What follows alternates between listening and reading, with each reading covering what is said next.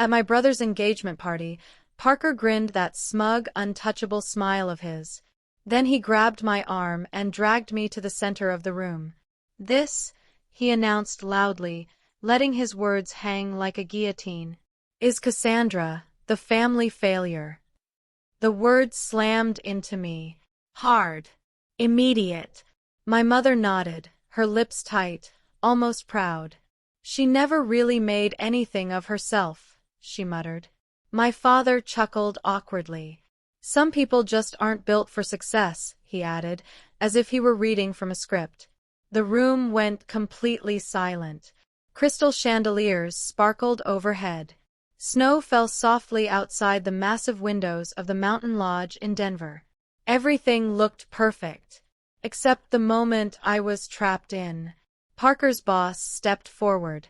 A sharply dressed man in his late 50s.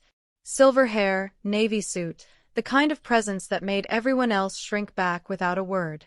He didn't laugh. He didn't smile. He studied my brother, my parents, then me. When Parker said my name again, Cassandra, the man paused.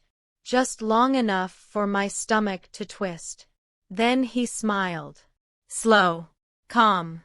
Terrifyingly calm. "Interesting," he said quietly. Then, addressing Parker, "I'll see you in my office tomorrow morning, 8 a.m. The confidence drained from my brother's face. No one knew what to say. My parents' smiles faltered. The guests shuffled their feet. The silence stretched like it would never end. I didn't move. I didn't defend myself. I just felt the humiliation burn through me like fire. 10 minutes later, I made an excuse about a headache and slipped out. Snow crunched under my boots as I walked to my car, hands shaking on the wheel. Driving home alone, the city lights blurred, my anger and shame swirling into something heavier. And the worst part? This wasn't new. This was my life. The family failure. The black sheep. The invisible one. But if you think that was the end, you're wrong. Because what they all saw as weakness was about to become something no one could ignore. Tomorrow morning, alone in my small apartment, I'd stare at my cold coffee and realize the truth. The family failure wasn't a failure at all. And Parker? He had no idea how much danger he'd already invited into his own life. I didn't sleep that night. The image of Parker's smirk, my mother's nod, and my father's awkward chuckle kept looping in my head. The word failure echoed louder than the music or the laughter at the lodge. By morning, the snow outside my apartment had stopped falling.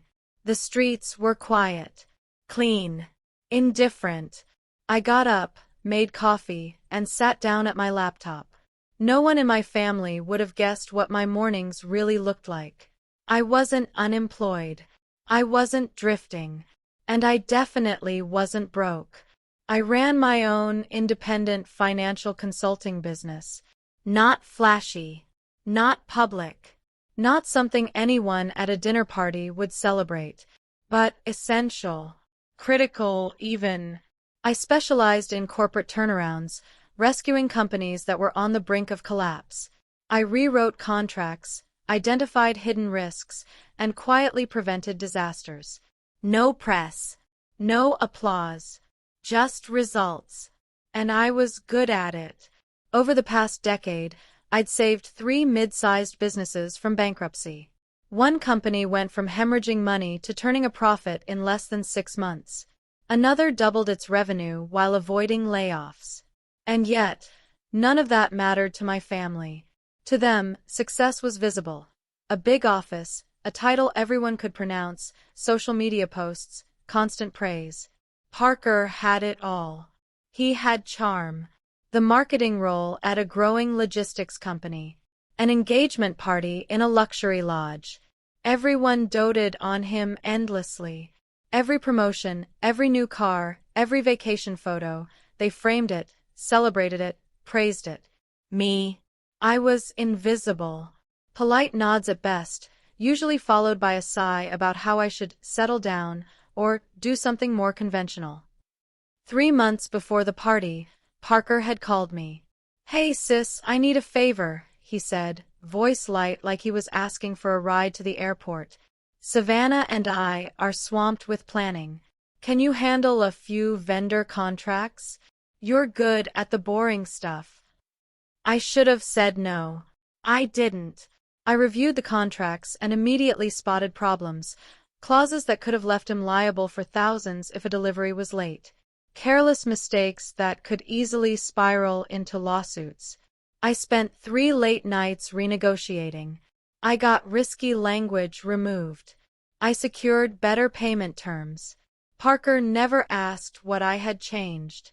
He just said thanks and moved on. Then came the deposits.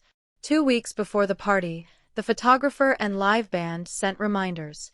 Payments were overdue. They were about to cancel. Parker had completely forgotten. Without action, the party would have collapsed. No photos, no music, no chance for Savannah's vision to come alive. I wired $14,000 myself. $8,000 for the photographer, $6,000 for the band, using money from a recent client retainer, telling myself Parker would pay me back. He never did. And it didn't stop there. The florist tried to tack on nearly $4,000 in premium charges. I caught it and forced a corrected invoice. The catering company quoted inflated bar rates. I negotiated them down by 20%. Every fix happened quietly in my home office, late at night or early morning. Parker never knew how close the party came to disaster. When the day arrived, the lodge looked flawless. The music played. The photos were perfect. Parker stood proudly, accepting praise from everyone. Savannah beamed beside him, thanking him for making her dream come true. And then, he humiliated me in front of all of them. The word failure hung in the air again. For the first time in years, I felt it, the recognition that no one would ever thank me for fixing what he had broken. No one would see the late nights, the stress, the money I risked to save his pride. And yet, something shifted inside me that morning. Because it was clear, painfully clear, I had spent my whole life proving myself to people who had already decided I didn't matter. And as I stared at my cold coffee that morning, I realized one thing. Parker didn't know it yet, but he was about to need me again. The kind of help he wouldn't see coming, and wouldn't know how to survive without. It started small, or at least it felt small at first. Parker called me a few months before the party, voice casual, like he was asking a favor anyone would do. "Hey, Cass, can you look over some contracts for the engagement? I'm swamped." I should have said no. I didn't. I opened the files and immediately saw red flags. Clauses buried in the main event coordinator's contract could have left Parker liable for thousands if anything went wrong. Missed delivery, late setup, penalties that could ruin the entire party. It wasn't negligence, it was recklessness. I spent 3 nights straight on calls and emails, renegotiating every risky term. I removed dangerous language, secured better payment terms, and double-checked every vendor agreement. Parker never asked what had been changed. He just said, "Thanks, Cass," and went back to his life. 2 weeks before the party, the crisis deepened. The photographer and the live band both sent urgent reminders, payments overdue. They were preparing to cancel. Parker had completely forgotten. No photos. No music. No celebration. I wired the money myself. $14,000 out of pocket, using a recent client retainer. I told myself he'd pay me back. He didn't. And the complications didn't end there. The florist tried to add nearly $4,000 in premium charges that weren't in the original bid. I caught it, called them directly, and forced a corrected invoice. The catering company had inflated bar service rates. I negotiated them down by 20% after showing competitive pricing. Every single problem was solved quietly from my home office, late at night or before dawn. All the while, Parker had no idea how close the party was to collapsing. To him, everything just worked out perfectly. To me, It had been a series of tiny disasters carefully untangled, one sleepless night at a time.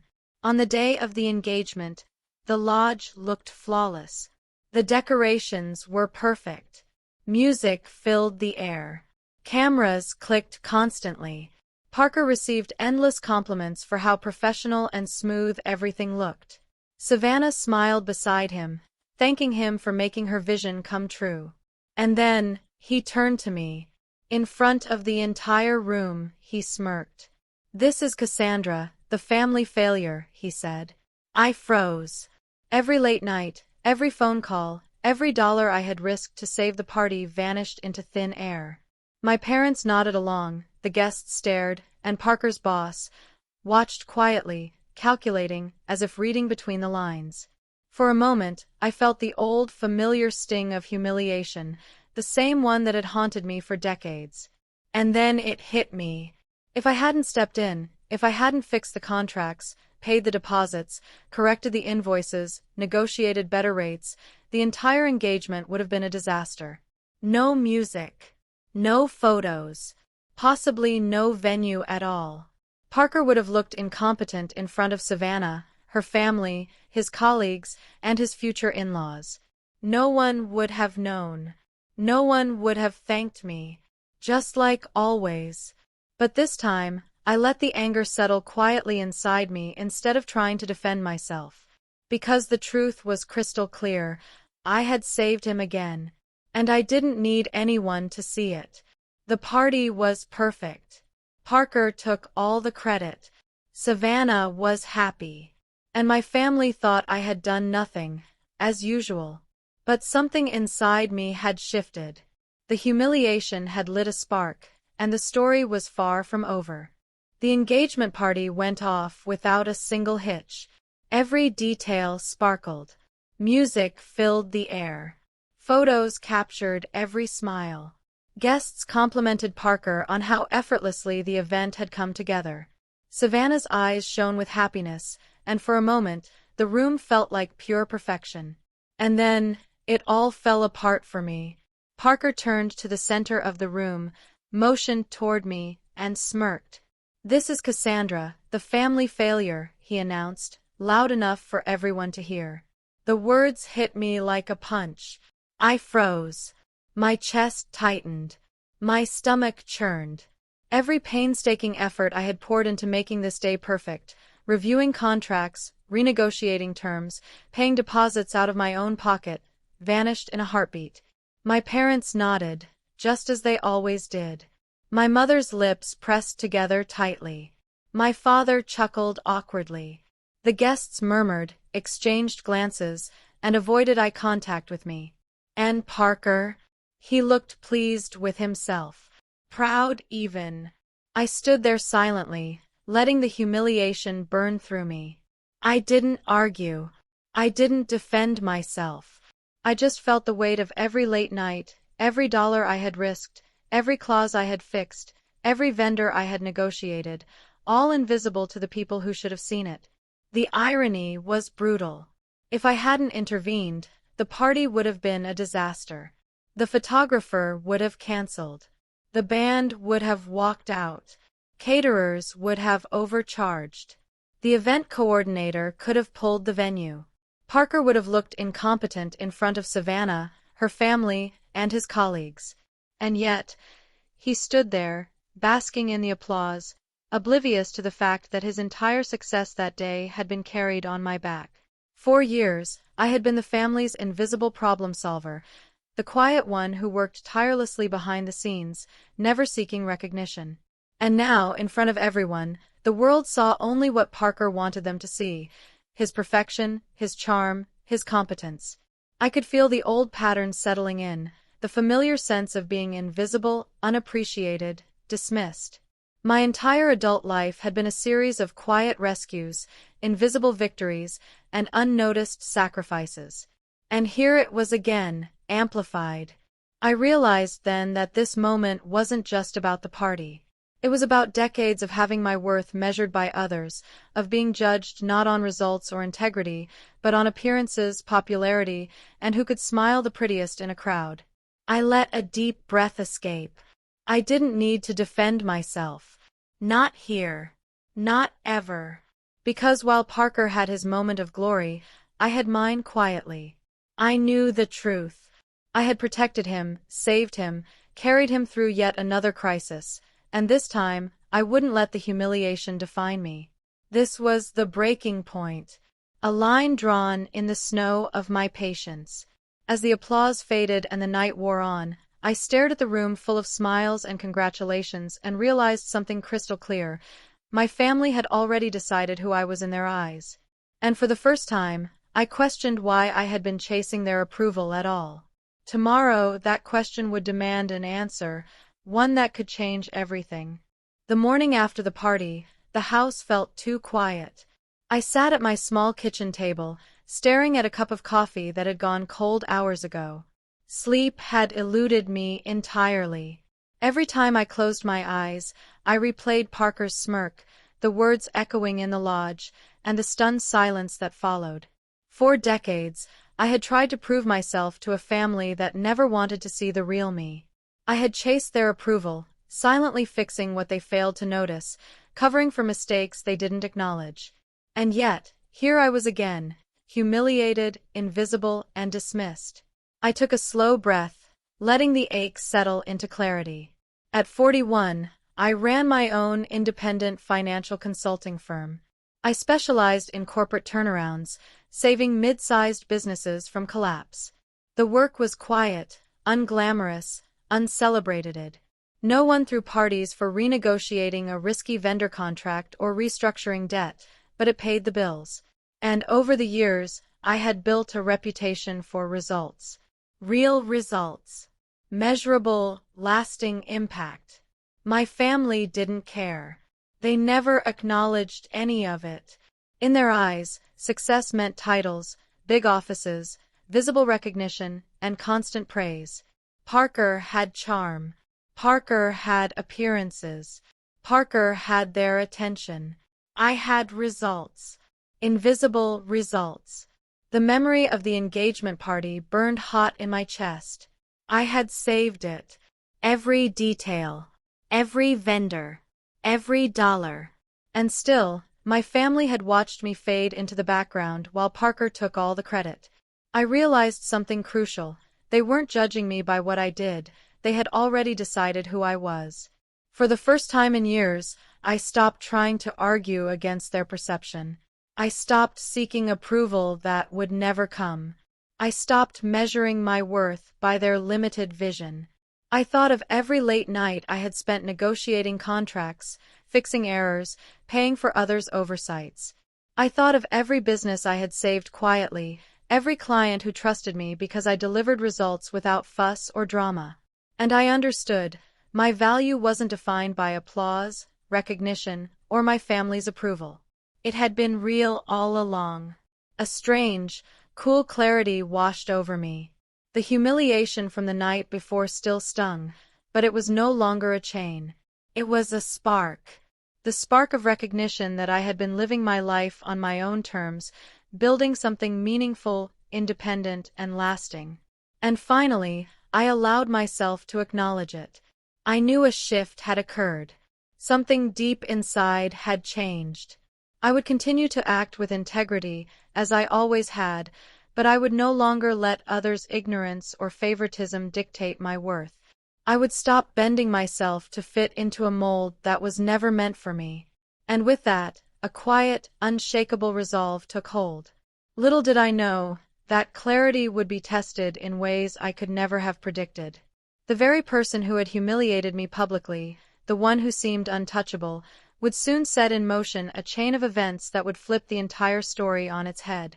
And this time, the recognition I had been denied would come from an unexpected source. 2 days later, a sleek black SUV rolled up outside my modest downtown office. I looked up from my desk and froze. A man in his late 50s stepped out, perfectly dressed in a navy suit, carrying a leather portfolio. There was an air of authority, but also calm purpose in the way he moved. Theodore Ramsey, Parker's boss. He walked straight into the building, without calling ahead. My assistant hadn't arrived yet, so I met him at the reception myself. He took a slow, appraising look around. The simple desk, the organized filing cabinets, a few framed credentials and client testimonials on the wall. Respect glimmered in his eyes, subtle but unmistakable. Then he turned to me, calm and deliberate. "Miles," he said, offering a firm handshake. "Do you have a few minutes for a conversation?" I nodded, curiosity warring with caution. Why was Parker's boss here, unannounced? I guided him to a small conference table tucked in the corner. He sat, placed the portfolio in front of him, and began without preamble. 15 years ago, he started, voice even, measured, you saved my company. Back then, I was struggling to keep Ramsey Logistics afloat. Loans were piling up, warehouses overextended, contracts poorly negotiated, and bankruptcy was looming. Your intervention changed everything. I blinked, memories flashing back. Long nights poring over spreadsheets, making calls to suppliers, drafting letters to banks, refusing any payment while helping him stabilize the company. I hadn't thought about that project in years. He slid a report across the table. The cover read, Cassandra Miles, Independent Financial Consultant. The formatting was precise, the language concise, the logic flawless. My own work, preserved exactly as I had written it. You didn't take a single hour of payment, he continued. You refused credit. Your work directly turned Ramsey Logistics around.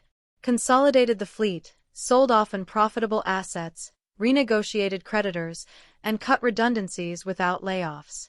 3 years later, the company was profitable and stable.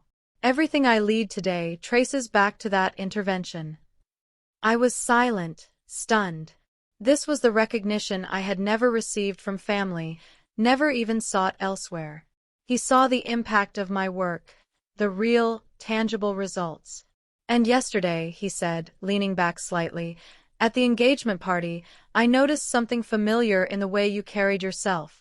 Calm under scrutiny, composed under pressure, the same professionalism, the same quiet authority I witnessed years ago. It's rare. It stood out.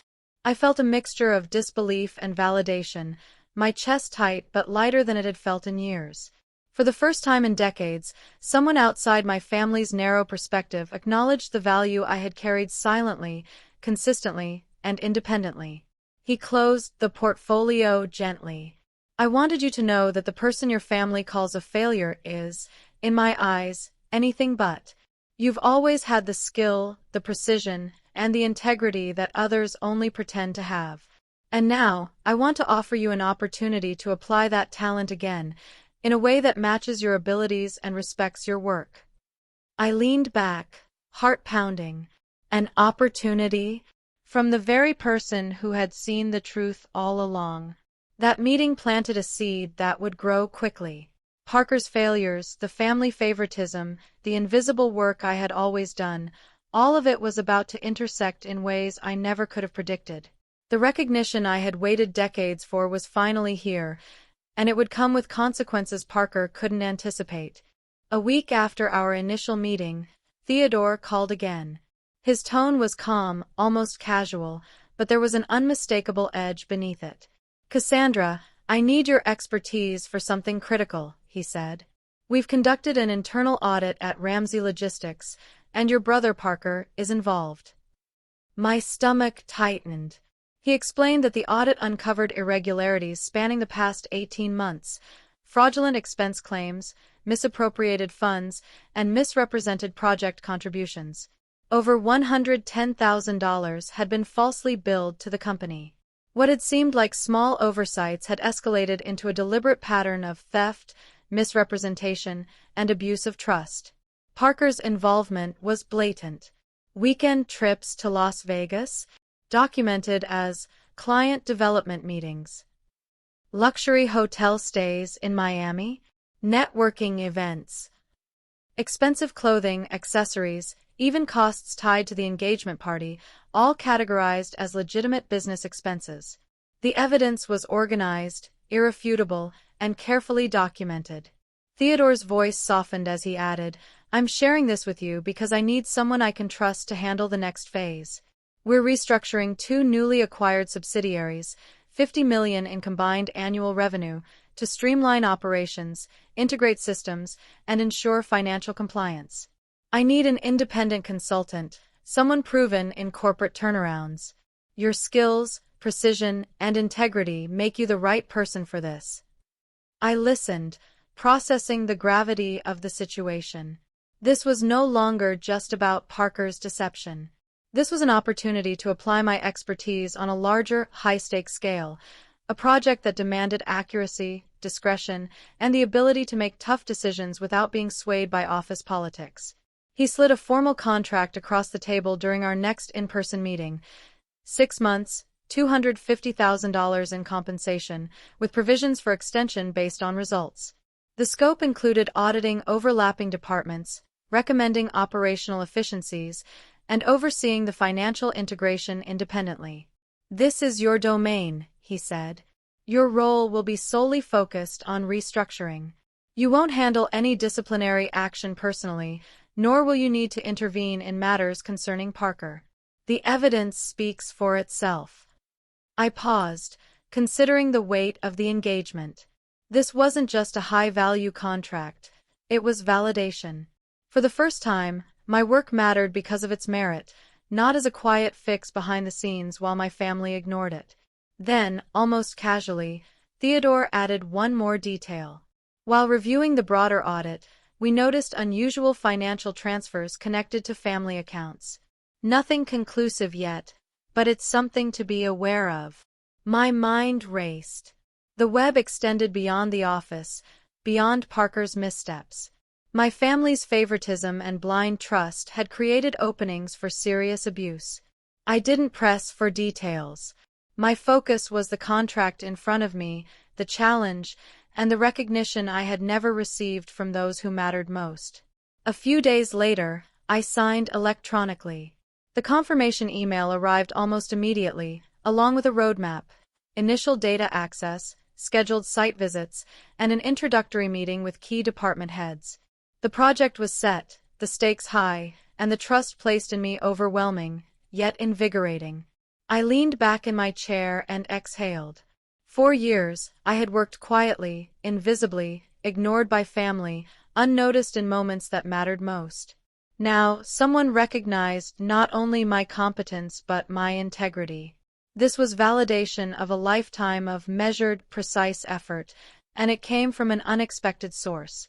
What I didn't yet know was that Parker, panicked by the investigation, would try to drag me down personally, weaponizing family guilt, lies, and forgery to protect himself. And suddenly, the battle for recognition and justice would shift into a dangerous, very personal arena, one I could never ignore. It started with a call in the middle of the night. The number wasn't saved, but I recognized the voice immediately. Parker. His tone was strained, almost desperate. Cass, we need to talk. Please, in person, he pleaded.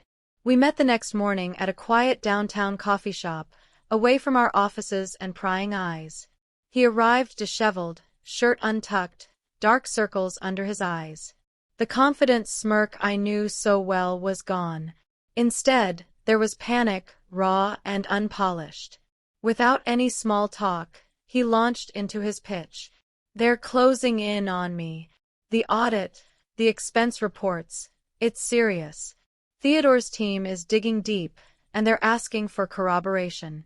They want someone to confirm our discussions. Someone who knows how I work. I stayed silent, letting him continue, letting the weight of his words settle. You've seen my work before, he said, voice almost breaking. Remember those times we bounced ideas off each other? Quick opinions on presentations? If you just tell them we collaborated, that I consulted you, it would carry weight. You owe me that much, Cass. Family expects me to succeed. You can't just watch this happen. I met his eyes evenly. My voice was steady. Your choices, Parker, not mine. I'm not going to lie to cover your misconduct. His expression hardened, frustration and desperation battling across his face. "Do you realize what's at stake? The wedding, the company, everything we've built? You really want to be the one who lets it all collapse?" "I'm done protecting you," I said. "I fixed your mistakes for decades. I'm not doing it anymore. Not for you, not for anyone who doesn't recognize what I do." That didn't stop him. The calls came more frequently, sometimes from blocked numbers, sometimes text after text, messages packed with guilt, manipulation, and veiled threats. He framed every favor I'd ever done as a debt, every quiet act of support as a moral obligation I had somehow failed to uphold. Then came the email. It appeared in the company's secure system, crafted to look like it came from me, a single character off in the domain. Step-by-step instructions for moving personal expenses to business accounts, suggestions for misattributing team contributions. It was explicit, incriminating, designed to frame me as a co-conspirator. I froze for a moment, reading it carefully. The timestamps clustered within a narrow evening window. I cross-checked IP logs. Parker's workstation. Every trace led back to him. I documented everything meticulously, screenshots, metadata, access records. Then, following protocol, I forwarded the evidence to Theodore's compliance officer. When they requested my statement, I confirmed my involvement, not in the forgery, of course, but in uncovering and reporting it. It was unnerving to see how far he was willing to go, how easily he tried to drag me down to save himself. The betrayal cut deeper than any family slight before. He had weaponized both my integrity and our family connection, hoping I'd crumble under guilt or fear. But this time, I stayed silent, calm, and resolute. Every escalation, every desperate attempt to manipulate me, only confirmed what I already knew. I would no longer be complicit in protecting someone who consistently prioritized appearances over honesty, advantage over accountability. The evidence was undeniable, and the stage was set. Parker had crossed the line. The disciplinary hearing was inevitable. What happened next would determine the end of his deception and the beginning of my long-overdue vindication. The day of the disciplinary hearing arrived quietly, almost unceremoniously, but the tension in the office was palpable. I observed from the one-way glass in the designated observation room. My heart didn't race like I expected. There was no thrill, no anticipation of revenge, just a steady calm, a sense that truth was about to be acknowledged. Parker walked into the conference room first, meticulously dressed, suit pressed, notes in hand. At first glance, he seemed composed, confident. The panel, Theodore, the CFO, HR Director Karen Fletcher, and in-house counsel Marcus Reeves, settled in, methodical and professional. They began presenting evidence, mismatched receipts, altered project timelines, and the forged emails that tried to implicate me. Each document was crystal clear, meticulously cross-referenced, leaving no room for ambiguity. Parker attempted his usual charm, explaining categorization errors due to high-pressure deadlines, attributing mistakes to stress from wedding planning, and claiming team dynamics naturally dictated where credit flowed. His voice cracked at times, betraying the strain behind his practiced facade. Karen Fletcher didn't flinch. Theodore maintained his calm, even tone. Marcus Reeves' expression remained unreadable. Every excuse Parker offered fell flat against the mountain of evidence. When pressed on the personal expenses, weekend trips, luxury hotels, clothing purchases, Parker tried to spin them as legitimate professional development, but the panel wasn't buying it. Every manipulated expense, every fabricated email, every attempt to claim credit for someone else's work had been verified and documented. Finally, Karen delivered the verdict, steady and unwavering. Effective immediately, Mr. Parker Miles is terminated for gross misconduct, including fraud and attempted obstruction of an internal audit. Civil recovery proceedings will be initiated for all misappropriated funds exceeding $110,000, and authorities will be notified for potential criminal prosecution. Security appeared without hesitation. Parker gathered his belongings in silence, escorted out through the side door. He didn't look at me once. Not a flicker of apology, No acknowledgement of the consequences of his actions. Just a blank stare, moving through the room as if the reality hadn't touched him. I left shortly after, driving home through familiar streets in Denver. There was no rush of triumph, no vengeful satisfaction. Only an icy, profound relief, like finally exhaling after holding my breath for decades. The burden of protecting someone who refused accountability had been lifted. The pattern had ended. Parker would face the consequences of his choices. The company, his career, and his reputation were his responsibility, not mine. And for the first time in years, I felt untethered from the long shadow of his manipulation. The story wasn't over, though. There was still the family, the people who had ignored my efforts, who had rewarded Parker at my expense. That chapter would close in its own way, and when it did, it would redefine my life completely. The next part would finally reveal the truth behind my family's favoritism, and show why cutting ties wasn't cruelty, but survival.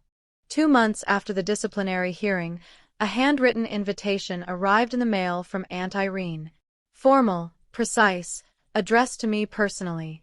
She requested the entire family for dinner at her home in the Denver suburbs.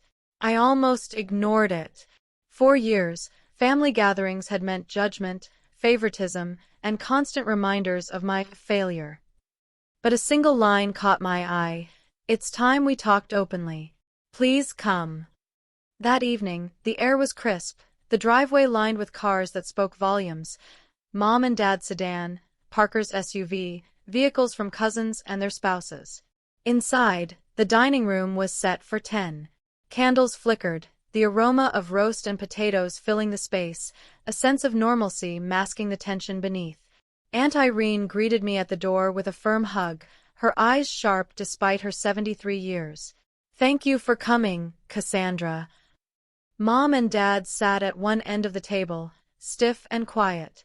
Parker occupied a chair next to an empty one. Savannah wasn't present. Dinner began politely, small talk about weather, work, holidays. But I could feel Aunt Irene's gaze on me, deliberate and unwavering. When the plates were filled, she stood, commanding the room without raising her voice. "I've stayed silent for too long," she began, eyes sweeping over everyone. "This family has treated Cassandra as if she doesn't matter for years. That stops tonight." Dad opened his mouth, but she raised a hand. "You'll listen. Tonight." Then she started recounting the acts of quiet generosity I had performed over the years. 8 years ago, when I was diagnosed with cancer and treatment costs exceeded my savings, I paid the remaining bills, over $40,000, without anyone knowing. Mark, during the recession, had received a $20,000 interest-free loan for his landscaping business, quietly covered by me. Lisa's husband, whose tech startup was failing, was helped with 6 months of rent. Every act kept secret, every dollar unrecognized. Then came the final revelation: my grandfather's education fund. 1 share per grandchild. $50,000 had been set aside for me, intended for college and early career support. But Dad and Mom had redirected it entirely to Parker's accounts. "You decided Cassandra had no potential," Aunt Irene said, voice tightening, "so you took what was hers." Mom's fork hovered midair, her expression torn. Parker shifted uncomfortably, defensive. "Times were tough," he said. "We all made sacrifices. Cassandra turned out fine anyway." Aunt Irene's eyes cut through him. "Fine? While you built your life on what was meant for her. After everything, you still sit here entitled." She turned to the room, her tone calm but firm. "Cassandra never needed validation from any of you. She built her life on her own terms. But I won't allow this family to keep calling her the failure." The room went silent. Dad cleared his throat, then stopped.